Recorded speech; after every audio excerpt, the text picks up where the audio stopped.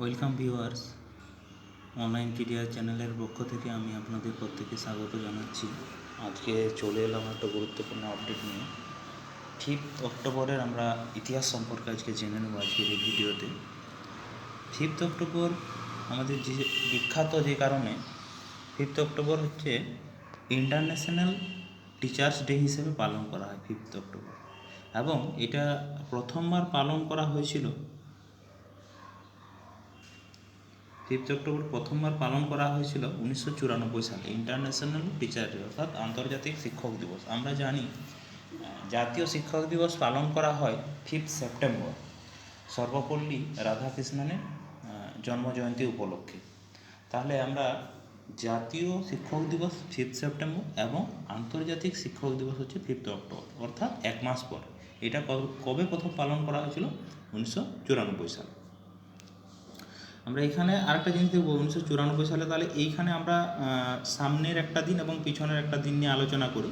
তো সামনে আমাদের আমরা 4 অক্টোবর পড়েছিলাম ওয়ার্ল্ড অ্যানিম্যাল ডে, অর্থাৎ বিশ্ব প্রাণী দিবস, যেটা প্রথমবার পালন করা হয় 1931 সালে। আর 5 অক্টোবরের পরে আমাদের পিডিএফে যেটা আছে এই মুহূর্তে আপডেট, তো সেভাবে আমরা করতে পারছি না, ধীরে ধীরে করবো আপডেট।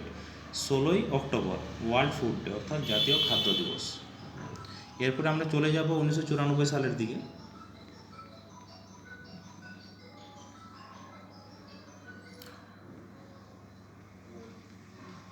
1994 সালে আমরা একটা জিনিস পরিষ্কার দেখতে পাচ্ছি যে 1994 5th October first time international teachers day was celebrated, অর্থাৎ 1994 সালে 5ই অক্টোবর প্রথমবার আন্তর্জাতিক শিক্ষক দিবস পালন করা হয়েছিল।